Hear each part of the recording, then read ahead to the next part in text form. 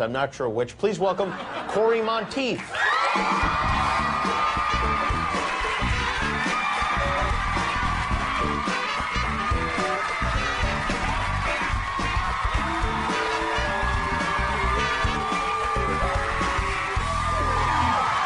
look very nice. You got a three-piece suit on, the whole deal. Look at that. I think this is my first time wearing a vest. Is it really? Yeah. Wow. I feel like Mr. Schuster right now. Woo! Hey. Thank you for sharing your first vest experience with us. Now, you're Really this nice. Glee is a huge phenomenon. Obviously, the TV show and live concerts, and you have your own line of pudding or something like that. Pudding. Right? Yes, it's incredible. We have several different varieties. It's really tasty. And people go crazy, like kids especially, when they see you. They scream and they yell and all that sort of thing, like that. Yeah, it's been crazy. I mean, just getting used to some of the different reactions, you know, from people since the show's turned into, you know, such a success. They're all very positive, maybe too positive. Generally speaking, yeah. Not a lot of people are like, you know, coming up to me and saying they hate my show. I hate your show. Get out of here, Cory. And if they do, it's probably not nice. But when did you what was the first moment when you realized, oh, this is going to happen, this is a big deal, and I have to kind of watch where I'm going and what I'm doing? I'd have to say it was one of the first times I went to New York.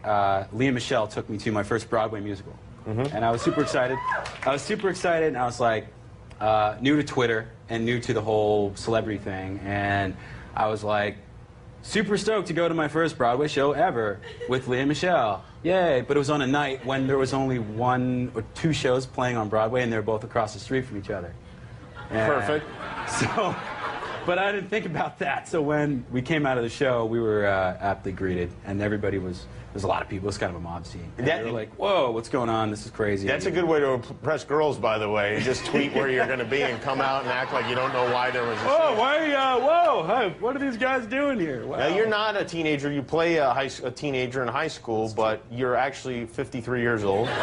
53 in May. I'm really excited about it. How old are you? I'm 28. 28 years old. That's really good if you can play a teenager. That's a good thing. That's good.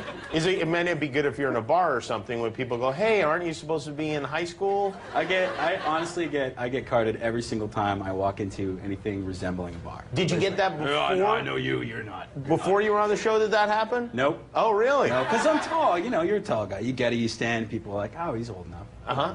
Wow. And so, well, you know, Luke Perry, when he was on Beverly Hills 90210, he was like 70 or something. I mean, it's good. I like it. I like it because I can always refer to other guys, you know, before me that were much older. But you dropped out of actual high school in the 9th grade? 9th grade.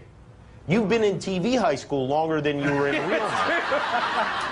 It's totally true. You should get some sort of TV diploma from this Glee high school. An honorary TV diploma. It's good. Yeah, no, I left school. I started working when I was really young.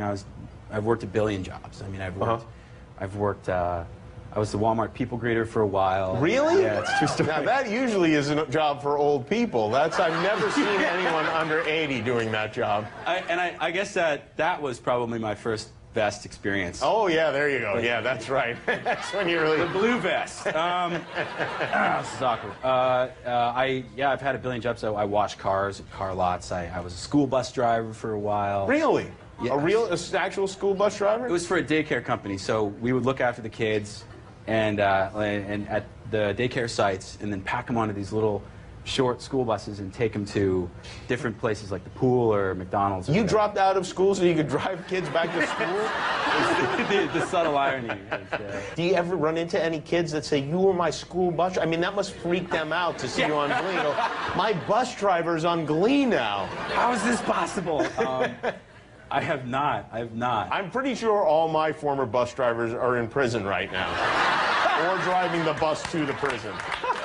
No, I had some close calls driving the school bus, I got to tell you.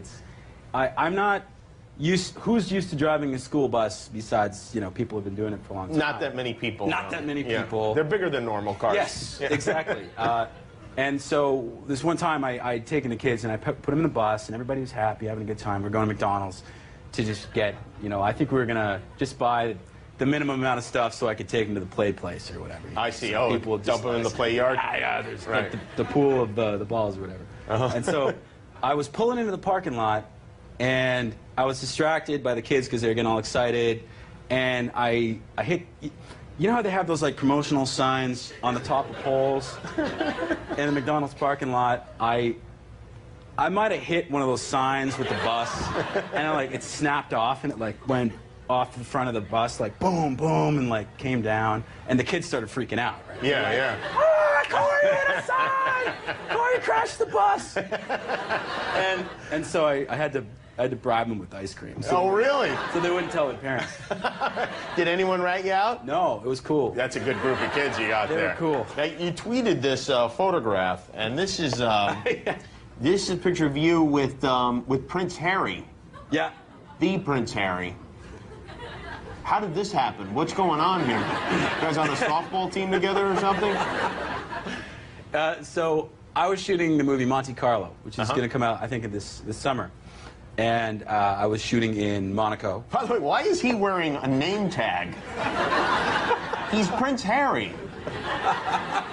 Is he wearing an ID badge of some kind? Yeah. That's weird. Now that you mention it, I didn't think about that. Is he a viewer of your show? No. Oh. You know what happened is I had a day off. I was doing this movie. We were shooting in Monaco. And I was like, I've never been to London. I want to go to London really badly.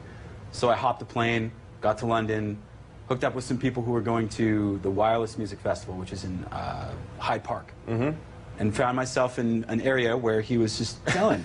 She was just chilling. And I seriously walk into this like fenced off kind of like, it's like this lawn, there's everybody chilling out.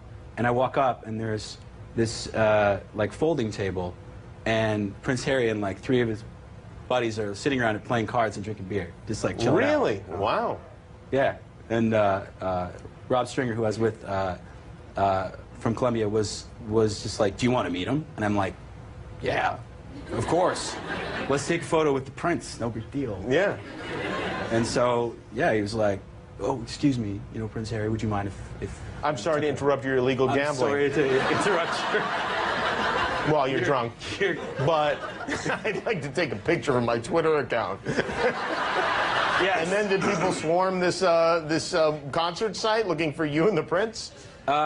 I think, I forget if I tweeted immediately or later. I see. Because I learned my lesson. You've learned your lesson now. Well, that's a good idea. I learned my lesson. Now, you guys are going to be on after the Super Bowl, and there's a lot of pressure after the Super Bowl. I know you're doing like a football-themed kind of thing. Yeah. But, that's the thing. They think like you put a football in there, and everybody's going to go, oh, let's watch the football episode of Glee. Yeah. But really what you're going to have is a lot of very drunk guys that are very confused after the... I think the writers completely took that into account. They did. And right off the top of the episode, they're firing people out of cannons. Oh, that's and good. I just see someone fired into a cannon. I've never seen that before. And there will be no singing in this episode, right? Because football fans don't like to see people sing. As soon as they hear sing, change next. There will be singing in the deal. And there will be singing. Can I say, I heard there's like a Thriller dance, Michael Jackson's, that's true? We're doing a Thriller mashup. Mashup with something else? That's a secret. We're doing a secret, well, it's not a secret. It's, it's Heads Will Roll. You know that song? Heads Will Roll? We're doing a mashup of that song and Thriller, and we're all zombied out. It's pretty cool. Well, good times. Well, it's great to meet you.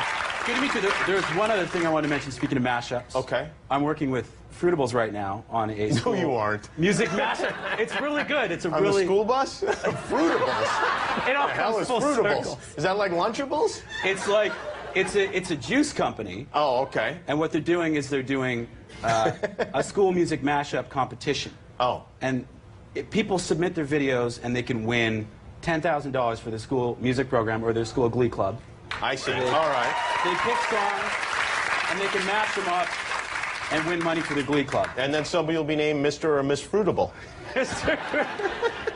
Yeah. Well, it's good luck with the whole Fruitables thing and the football thing, too. Maybe I'll work with Lunchables. Watch Glee after the Super Bowl, February 6th on Fox. Cory Monteith, everybody.